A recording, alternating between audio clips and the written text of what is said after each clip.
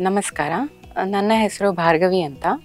ನಾನು ಮಣಿಪಾಲದ college of health ಪ್ರೊಫೆಷನ್ಸಿನ ಸ್ಪೀಚ್ ಆ್ಯಂಡ್ ಹಿಯರಿಂಗ್ ವಿಭಾಗದಲ್ಲಿ ಅಸಿಸ್ಟೆಂಟ್ ಪ್ರೊಫೆಸರ್ ಆಗಿ ಕೆಲಸ ಮಾಡ್ತಾ ಇದ್ದೇನೆ. ಇವತ್ತು ನಾನು ಇಲ್ಲಿ ಮಾಹಿತಿ ಕೊಡುವ ವಿಷಯ ಏನಂದರೆ, ಸ್ಕೂಲ್ ಹೋಗುವ ಮಕ್ಕಳಲ್ಲಿ ಕಿವಿ ಪರೀಕ್ಷೆಯ ಮಹತ್ವ ಅಂದರೆ ಇಂಪಾರ್ಟೆನ್ಸ್ ಆಫ್ ಹಿಯರಿಂಗ್ ಸ್ಕ್ರೀನಿಂಗ್ ಯಾಕೆ ಮಾಡಬೇಕು ಅಂತ. ಇವಾಗ ಕಿವಿ ಕೇಳಿಸುವಿಕೆ ಯಾಕೆ ಮಹತ್ವ ಅಥವಾ ಇಂಪಾರ್ಟೆಂಟ್ ಆಗ್ತದಂದರೆ, ನಮಗೆ ಮಾತಾಡಬೇಕಿದ್ರೆ, ಏನಾದರೂ ಕಮ್ಯುನಿಕೇಟ್ ಮಾಡಬೇಕಿದ್ರೆ, ಸಂಭಾಷಣೆ ಒಬ್ಬರ ಜೊತೆಗೆ ಮಾಡಬೇಕಿದ್ರೆ ಕೇಳಿಸ್ಕೊಂಡು ಮಾಡಬೇಕಾಗ್ತದೆ. ಸೊ ಅದನ್ನು ಕಂಟಿನ್ಯೂ ಮಾಡಲಿಕ್ಕೆ ಕೇಳಿಸ್ಕೊಳ್ಳುವಿಕೆ ತುಂಬ ಅಗತ್ಯ. ಹಾಗೆ ಹುಟ್ಟಿದ ನಂತರ 48 ಗಂಟೆಗಳ ನಂತರ ನಾವು ಕಿವಿ ಪರೀಕ್ಷೆ ಮಾಡ್ತೇವೆ. ಇದು ಹುಟ್ಟಿದ ಎಲ್ಲ ಮಕ್ಕಳಿಗೂ ಮಾಡ್ತೇವೆ.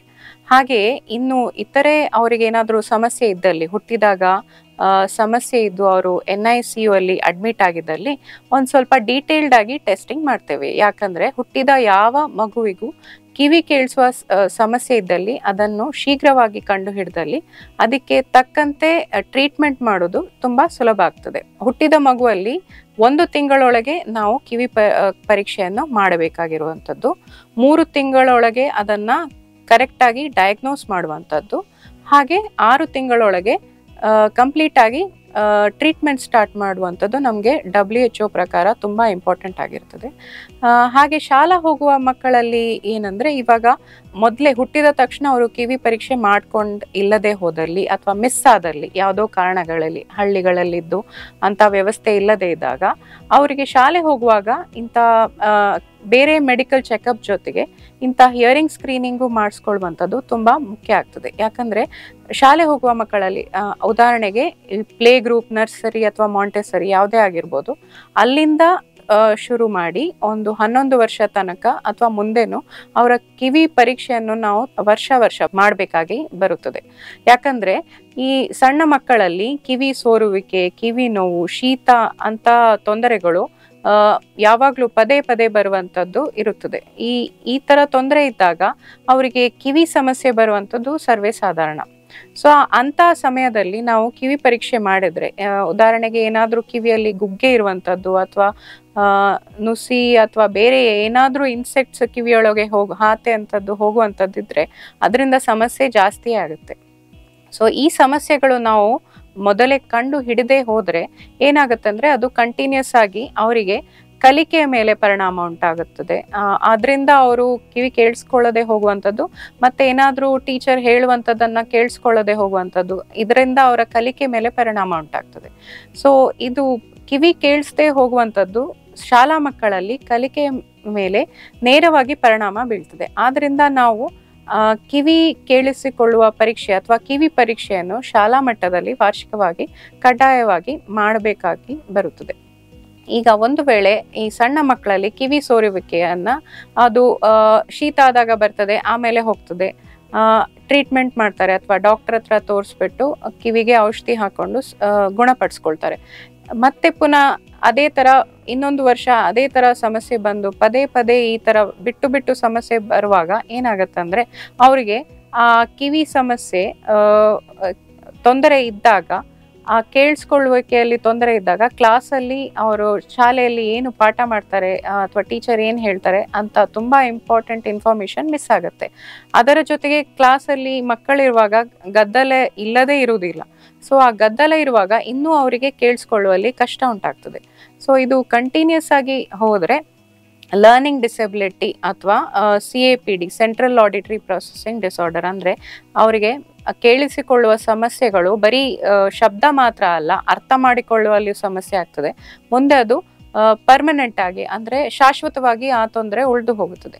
ಆವಾಗ ಅದರ ಸಣ್ಣದಾಗಿರುವ ಸಮಸ್ಯೆ, ಅಂದರೆ ಕಿವಿ ಸೋರುವಿಕೆಯಿಂದ ಶುರುವಾಗಿರುವಂಥದ್ದು ಪರ್ಮನೆಂಟ್ ಆಗಿರುವ ಕಿವಿ ತೊಂದರೆಯಲ್ಲಿ ಕೊನೆಗೊಳ್ತದೆ. ಸೊ ಅಂಥ ತೊಂದರೆಗಳು ಉಂಟಾಗಬಾರ್ದು ಅಂತ ನಾವು ಕಿವಿ ಪರೀಕ್ಷೆ ಅದು ಶಾಲಾ ಮಕ್ಕಳಲ್ಲಿ ವಾರ್ಷಿಕವಾಗಿ ಕಡ್ಡಾಯವಾಗಿ ಮಾಡಬೇಕು ಅಂತ ಹೇಳ್ಕೊಳ್ತೇವೆ. ಇನ್ನೊಂದು ಮಕ್ಕಳಲ್ಲಿ ಅಥವಾ ಶಾಲಾ ಮಕ್ಕಳಲ್ಲಿ ಕಿವಿಗೆ ಸಂಬಂಧಪಟ್ಟ ತೊಂದರೆ ಏನಂದರೆ, ಗದ್ದಲ ವಾತಾವರಣದಲ್ಲಿ ಅವರು ಇರುವಂಥದ್ದು. ಅಂದರೆ ಕ್ಲಾಸಲ್ಲಿ ಯಾವತ್ತೂ ತುಂಬ ಸೈಲೆಂಟ್ ಅಂತ ಇರೋದಿಲ್ಲ. ಟೀಚರ್ ಏನಾದರೂ ಅಥವಾ ಒಂದು ಪೀರಿಯಡ್ಗೆ ಇನ್ನೊಂದು ಪೀರಿಯಡ್ಗೆ ಹೋಗುವಾಗ ಕ್ಲಾಸಲ್ಲಿ ಸ್ವಲ್ಪ ಗದ್ದಲ ಇರುತ್ತೆ. ಅದು ನಾವು ಗಮನಿಸಿದಾಗ ಸಾಮಾನ್ಯವಾಗಿ 45 dB ಅಂತ ಏನು ಹೇಳ್ತೇವೆ, ಅಷ್ಟುವರೆಗೆ ಗದ್ದಲ ಇದ್ದರೆ ಮಾತನಾಡುವಲ್ಲಿ ಅಥವಾ ಅರ್ಥ ಮಾಡಿಕೊಳ್ಳೋದ್ರಲ್ಲಿ ಏನೂ ಸಮಸ್ಯೆ ಉಂಟಾಗೋದಿಲ್ಲ. ಆದರೆ ಕೆಲವು ಕಾರಣಗಳಿಂದಾಗಿ ಹಿಂದೆ ಕನ್ಸ್ಟ್ರಕ್ಷನ್ ವರ್ಕ್ ನಡೀತಾ ಇರ್ಬೋದು, ಅಥವಾ ಅವರು ತುಂಬಾ ಟ್ರಾಫಿಕ್ಕಿಗೆ ಅಥವಾ ಶಾಲೆ ಹತ್ರ ಇರ್ಬೋದು, ಅಥವಾ ಬೇರೆ ಯಾವುದೇ ಕಾರಣಗಳಿಂದ ಕಿವಿ ಸಮಸ್ಯೆ ಉಂಟಾಗುತ್ತದೆ. ಮತ್ತೆ ಇನ್ನೊಂದು, ಕೆಲವು ಮಕ್ಕಳಲ್ಲಿ ಇವಾಗ ಅವರು ಹುಟ್ಟಿದಾಗ ಸಮಸ್ಯೆ ಏನು ಉಂಟಾಗಿರೋದಿಲ್ಲ, ಬಟ್ ಬೆಳೀತಾ ಬೆಳೀತಾ ಶಾಲೆ ಹೋಗುವಾಗ ಒಂದು ಕಿವಿಯಲ್ಲಿ ಸಮಸ್ಯೆ ಬರ್ಬೋದು. ಅದು ಸರ್ವೇ ಸಾಮಾನ್ಯವಾಗಿ ಮಕ್ಕಳಿಗೆ ಗೊತ್ತಾಗೋದಿಲ್ಲ, ಅಥವಾ ತಂದೆ ತಾಯಿಯು ಮಿಸ್ ಮಾಡ್ಬೋದು. ಯಾಕಂದ್ರೆ ಮಕ್ಕಳು ನಾರ್ಮಲ್ ಆಗಿ ಬೇರೆಯವ್ರ ತರ ಮಾತನಾಡ್ತಾ ಇರ್ತಾರೆ, ಅಥವಾ ಕ್ಲಾಸಲ್ಲಿ ಏನೂ ತೊಂದರೆ ಇರೋದಿಲ್ಲ, ಮೊದಲನೇ ಬೆಂಚಲ್ಲಿ ಕೂತ್ಕೊಂಡಿರ್ತಾರೆ, ಕೇಳಿಸ್ಲಿಕ್ಕೆ ಏನು ಸಮಸ್ಯೆ ಆಗಿರೋದಿಲ್ಲ. ಬಟ್ ಅಪರೂಪಕ್ಕೆ ಅವ್ರೇನಾದ್ರೂ ಈ ಕಿವಿಯಲ್ಲಿ ಗುಟ್ಟು ಹೇಳುವಂಥದ್ದು ಅಥವಾ ಹೆಡ್ಫೋನ್ಸ್ ಹಾಕೊಂಡು ಚೆಕ್ ಮಾಡುವಂಥದ್ದು, ಹಾಡು ಕೇಳುವಂಥದ್ದು ಮಾಡಿದಾಗ ಅಂತ ಮಕ್ಕಳಲ್ಲಿ ಒಂದು ಕಿವಿಯಲ್ಲಿ ಸಮಸ್ಯೆ ಇದೆ ಅಂತ ಕಂಡು ಬರುತ್ತದೆ. ಆ ಕಾರಣದಿಂದಾಗಿ ಆ ಸಮಸ್ಯೆ ಮುಂದೆ ಹೋಗ್ತಾ ಹೋಗ್ತಾ ಅವರು ದೊಡ್ಡ ಕ್ಲಾಸ್ ಹೋದಾಗ ಅಥವಾ ಹಿಂದೆ ಬೆಂಚಲ್ಲಿ ಕೂತ್ಕೊಂಡ್ರು, ಟೀಚರ್ ಬೋರ್ಡ್ ಮುಖ ಮಾಡಿ ಮಾತಾಡುವಾಗ ಇನ್ಫಾರ್ಮೇಶನ್ ಮಿಸ್ ಆಗುತ್ತೆ. ಮತ್ತು ಹೈಯರ್ ಸ್ಟಡೀಸ್ ಮಾಡುವಾಗ ಅದು ಶಾಶ್ವತವಾಗಿ ಅವರಿಗೆ ಪ್ರಾಬ್ಲಮ್ ಉಂಟಾಗಿ ಅವರ ಕಲಿಕೆ ಮೇಲೆ ಪರಿಣಾಮ ಬೀರ್ತದೆ. ಆ ಕಾರಣದಿಂದಾಗಿ ಮಕ್ಕಳಲ್ಲಿ 3 ವರ್ಷಕ್ಕೆ ಯಾವಾಗ ಬಾಲ್ವಾಡಿ, ಅಂಗನವಾಡಿ ಅಥವಾ ಪ್ಲೇ ಗ್ರೂಪ್ ಅಂತ ಏನು ಹೇಳ್ತೇವೆ ಅಲ್ಲಿ ಸೇರ್ಕೊಂಡಾಗ, ಶಾಲೆಗೆ ಸೇರ್ಕೊಂಡ ದಿನದಲ್ಲಿ ಮೆಡಿಕಲ್ ಚೆಕಪ್ ಮಾಡುವ ಜೊತೆಗೆ ಈ ಕಿವಿಯ ಪರೀಕ್ಷೆಯನ್ನು ಮಾಡಿಕೊಂಡು ಅವರು ಅದರ ಮುಂದೆ ಅವರಿಗೆ ಆ ಕಲಿಕೆಯಲ್ಲಿ ನೇರ ಪರಿಣಾಮ ಬೀಳೋದು ಕಿವಿ ಕೇಳಿಸ್ಕೊಳ್ದೇ ಇರುವಾಗ ಕಲಿಕೆಯಲ್ಲಿ ಮತ್ತೆ ಅವರ ವ್ಯಕ್ತಿತ್ವದಲ್ಲಿ, ಅಂದ್ರೆ ಬಿಹೇವಿಯರ್. ಕೆಲವು ಮಕ್ಕಳಿಗೆ ಈ ಕಿವಿ ಕೇಳಿಸ್ಕೊಳ್ಳದೇ ಇರೋದ್ರಿಂದ ಅವರನ್ನ ಗುಂಪಲ್ಲಿ ಸೇರಿಸ್ಕೊಳ್ಳೋದಿಲ್ಲ, ಆಟ ಆಡ್ಲಿಕ್ಕೆ ಅಥವಾ ಏನಾದ್ರೂ ಗ್ರೂಪ್ ಆಕ್ಟಿವಿಟೀಸ್ ಮಾಡುವಾಗ ಅವರನ್ನ ಸೇರಿಸ್ಕೊಳ್ಳೋದಿಲ್ಲ. ಎಲ್ಲ ಇದರಲ್ಲಿ ಮತ್ತೆ ಕಲಿಕೆಯಲ್ಲಿ ಹಿಂದೆ ಇದ್ದಾನೆ, ದಡ್ಡ ಅಂತ ಲೇಬಲ್ ಮಾಡ್ಬೋದು ಎಲ್ಲರೂ. ಆ ಕಾರಣದಿಂದಾಗಿ ಅವರು ಗುಂಪಿನಿಂದ ಸ್ವಲ್ಪ ಹೊರಗೆ ಬರ್ತಾರೆ, ಸ್ವಲ್ಪ ಬೇರೆಯವರೊಂದಿಗೆ ಬೆರೆಯುವುದಿಲ್ಲ, ಆಟ ಆಡೋದ್ರಲ್ಲಿ ಯಾವುದೇ ಆಸಕ್ತಿ ತೋರಿಸುವುದಿಲ್ಲ, ಯಾವುದೇ ಚಟುವಟಿಕೆಯಲ್ಲಿಯೂ ಆಸಕ್ತಿ ತೋರಿಸೋದಿಲ್ಲ. ಆವಾಗ ಇದರ ಕಿವಿ ಕೇಳಿಸ್ಕೊಳ್ಳದೆ ಇರೋದ್ರಿಂದ ಅವರ ವ್ಯಕ್ತಿತ್ವ ಮೇಲೆ, ಬಿಹೇವಿಯರ್ ಮೇಲೆ, ಅಥವಾ ಅವರಿಗೆ ಸ್ವಲ್ಪ ಸ್ಟ್ರೆಸ್ ಆಗ್ಬೋದು ಅಥವಾ ಬೇಜಾರಾಗ್ಬೋದು. ಆ ಕಾರಣದಿಂದ ಅವರು ತುಂಬಾ ಕಲಿಕೆಯಲ್ಲಿ ಹಿನ್ನಡೆ ಆಗ್ತದೆ. ಆ ಕಾರಣಗಳನ್ನು ಅವಾಯ್ಡ್ ಮಾಡ್ಬೇಕಂತಾದ್ರೆ ಅಥವಾ ತಪ್ಪಿಸ್ಕೊಳ್ಳುವಲ್ಲಿ ಮೊದಲೇ ಶಾಲೆಯಲ್ಲಿ ವಾರ್ಷಿಕವಾಗಿ ಹಿಯರಿಂಗ್ ಸ್ಕ್ರೀನಿಂಗ್ ಮಾಡಿಸ್ಕೊಳ್ಳೋದ್ರಿಂದ ಈ ಪರಿಣಾಮ ಅಥವಾ ಈ ಅಡ್ಡ ಪರಿಣಾಮಗಳು, ಕಿವಿ ಕೇಳಿಸ್ಕೊಳ್ಳದೆ ಇರೋದ್ರಿಂದ ಆಗುವಂತ ತೊಂದರೆಗಳನ್ನ ನಾವು ಸಂಪೂರ್ಣವಾಗಿ ತೊಲಗಿಸಬಹುದು. ಈಗ ಇಷ್ಟುವರೆಗೆ ನಾನು ಕಿವಿ ಸಮಸ್ಯೆ ಅಥವಾ ತೊಂದರೆ ಇದರಲ್ಲಿ ಶಾಲೆಯಲ್ಲಿ ವಾರ್ಷಿಕವಾಗಿ ಕಿವಿ ಪರೀಕ್ಷೆ ಮಾಡ್ಕೊಳ್ಬೇಕು ಅಂತ ಹೇಳಿದೆ. ಇವಾಗ ಕಿವಿ ಸಮಸ್ಯೆ ನಿಮ್ಗೆ ಗೊತ್ತಾದಲ್ಲಿ ಶಾಲೆಯಲ್ಲಿ ಅವರು ಕರೆದಾಗ ಹಿಂತಿರುಗಿ ನೋಡೋದಿಲ್ಲ ಅಥವಾ ಪ್ರಶ್ನೆಗೆ ಉತ್ತರಿಸುವುದಿಲ್ಲ, ಎಲ್ಲರೊಂದಿಗೆ ಬೆರೆಯುವುದಿಲ್ಲ, ಅಂಥದ್ದೇನಾದ್ರೂ ಸಮಸ್ಯೆ ಬಂದಲ್ಲಿ ಮುಂದೆ ಏನ್ ಮಾಡ್ಬೇಕು ಅಂದ್ರೆ, ಕಿವಿ ಪರೀಕ್ಷೆ ಮಾಡಿಸ್ಕೊಳ್ಳಿಕ್ಕೆ ಯಾರಲ್ಲಿ ಹೋಗ್ಬೇಕು? ಒಂದನೇದಾಗಿ ಕಿವಿಯಲ್ಲಿ ಏನಾದ್ರೂ ನಡು ಕಿವಿ ಸಮಸ್ಯೆ ಇದ್ದಲ್ಲಿ, ಕಿವಿ ಸೋರುವಿಕೆ ಅಂಥದ್ದೇನಾದ್ರಲ್ಲಿ ENT ಡಾಕ್ಟರ್ ಹತ್ರ ಮೊದಲನೇದಾಗಿ ಹೋಗ್ಬೇಕು. ಇನ್ನೊಂದು ಕಿವಿ ಪರೀಕ್ಷೆ ಅಂದ್ರೆ ಹಿಯರಿಂಗ್ ಸ್ಕ್ರೀನಿಂಗ್ ಅಂತ ಏನ್ ಹೇಳಿದೆ ಅದನ್ನ ಆಡಿಯೋಲಜಿಸ್ಟ್ ಹತ್ರ ಮಾಡಿಸ್ಕೊಳ್ಬೇಕು. ಶಾಲೆಯಲ್ಲಿ ಮಾಡಿಸಿ ಸಮಸ್ಯೆ ಉಂಟಾದಲ್ಲಿ, ಅಂದ್ರೆ ಅವರು ಹೇಳಿದ್ದಾರೆ ಈ ತರ ಕಿವಿ ಸಮಸ್ಯೆ ಇದೆ, ಕಿವಿ ಕೇಳಿಸೋದ್ರಲ್ಲಿ ತೊಂದರೆ ಇದೆ ಅಂತ ಗೊತ್ತಾಗಿದ್ದಲ್ಲಿ ಡೀಟೇಲ್ಡ್ ಆಗಿ ಪೂರ್ಣವಾಗಿ ಪರೀಕ್ಷೆ ಮಾಡಿಸ್ಕೊಳ್ಳುವಲ್ಲಿ ಆಡಿಯೋಲಜಿಸ್ಟ್ ಹತ್ರ ಹೋಗ್ಬೇಕು. ಅವರು ನಿಮ್ಗೆ ಏನ್ ಮಾಡ್ತಾರಂದ್ರೆ, ಕಿವಿ ಸಮಸ್ಯೆ ಎಷ್ಟು ಪರ್ಸೆಂಟೇಜ್ ಅಷ್ಟಿದೆ, 2 ಕಿವಿಗಳಲ್ಲಿ ಇದೆಯಾ ಅಥವಾ ಒಂದೇ ಕಿವಿಯಲ್ಲಿ ಇದೆಯಾ, ಹೊರ ಕಿವಿಯಲ್ಲಿ ಇದೆಯಾ, ನಡು ಕಿವಿಯಲ್ಲಿ ಇದೆಯಾ, ಒಳ ಕಿವಿಯಲ್ಲಿ ಇದೆಯಾ, ನರದಲ್ಲಿ ಏನಾದ್ರೂ ತೊಂದರೆ ಇದೆಯಾ ಅಂತ ಅವರು ಕಂಡು ಹಿಡಿತಾರೆ. ಇವಾಗ ನಡು ಕಿವಿಯಲ್ಲಿ ಸಮಸ್ಯೆ, ಕಿವಿ ಸೋರುವಿಕೆ ಅಂಥದ್ದು ಏನಾದ್ರೂ ಉಂಟಾದಲ್ಲಿ ಅವರು ನಿಮ್ಗೆ ಡಾಕ್ಟರ್ ಹತ್ರ ಹೋಗಿ, ಅಂದ್ರೆ ENT ತಜ್ಞರ ಹತ್ರ ಹೋಗಿ ಅವರು ನಿಮ್ಗೆ ಸರಿಯಾದ ಸೂಕ್ತವಾದ ಪರಿಹಾರ ಕೊಡ್ತಾರೆ. ಅದನ್ನ ಸರಿಪಡಿಸ್ಕೊಳ್ಬೋದು.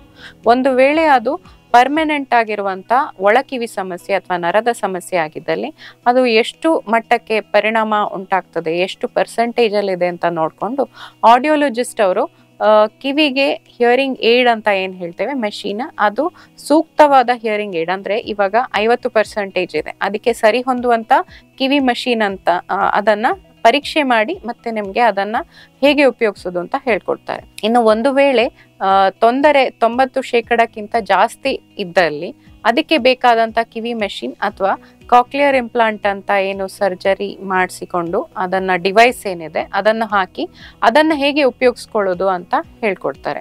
ಇವಾಗ ಕಿವಿ ಸಮಸ್ಯೆ ಹುಟ್ಟಿದಾಗ್ಲೇ ಇದ್ದಲ್ಲಿ ಅದಕ್ಕೆ ಮೆಷಿನ್ ಹಾಕಿ ತರಬೇತಿಯನ್ನು ಸಹ ಆಡಿಯೋಲಜಿಸ್ಟ್ ಅವರು ಕೊಡ್ತಾರೆ. ಒಂದು ವೇಳೆ ಈ ಶಾಲೆ ಹೋಗುವ ಮಗುವಿಗೆ ತೊಂದರೆ ಉಂಟಾಗಿ ಶಾಲೆಯಲ್ಲಿ ಗುರ್ತು ಹಿಡಿದು ಪೂರ್ಣವಾಗಿ ಪರೀಕ್ಷೆ ಮಾಡಿ ಮೆಷಿನ್ ಹಾಕಿದ್ಮೇಲೆ ತರಬೇತಿ ಬೇಕಾದಲ್ಲಿ ಆಡಿಯೋಲಜಿಸ್ಟ್ ಅವರು ಯಾವ ತರಬೇತಿ ಕೊಡಬೇಕು, ಹೇಗೆ ಕೊಡಬೇಕು, ಮನೆಯಲ್ಲಿ ನೀವು ಯಾವ ತರ ಅದನ್ನ ತಾಯಿ ಅಥವಾ ತಂದೆ ಮನೆಯಲ್ಲಿದ್ದವ್ರು ಯಾವ ತರ ಮಗುವಿಗೆ ಟ್ರೈನಿಂಗ್ ಕೊಡಬೇಕು, ಸಹಾಯ ಮಾಡಬೇಕು ಎನ್ನುವಲ್ಲಿ ಹೇಳ್ಕೊಡುವಲ್ಲಿ ಆಡಿಯೋಲಜಿಸ್ಟ್ ಪಾತ್ರ ತುಂಬಾ ಇಂಪಾರ್ಟೆಂಟ್ ಆಗಿರುತ್ತದೆ. ಆದ್ರಿಂದ ಸಮಸ್ಯೆ ಉಂಟಾದಲ್ಲಿ ಕಿವಿ ಪರೀಕ್ಷೆ ಮಾಡಿಸ್ಕೊಳ್ಳೋದು ಮಾತ್ರವಲ್ಲದೆ ಅದಕ್ಕೆ ಸರಿಯಾದ ಟ್ರೀಟ್ಮೆಂಟ್ ಅಂದ್ರೆ ಹಿಯರಿಂಗ್ ಏಡ ಅಥವಾ ಡಾಕ್ಟರ್ ಅಲ್ಲಿ ಹೋಗಿ ಮೆಡಿಸಿನ್ಸ್ ಅದನ್ನ ಆಡಿಯೋಲಜಿಸ್ಟ್ ಅವರು ಹೇಳ್ಕೊಡ್ತಾರೆ. ಅದರ ಸಹಾಯವನ್ನು ತೊಂದರೆ ಇದ್ದ ಮಕ್ಕಳು ಪಡೆಯಬೇಕಾಗುತ್ತದೆ.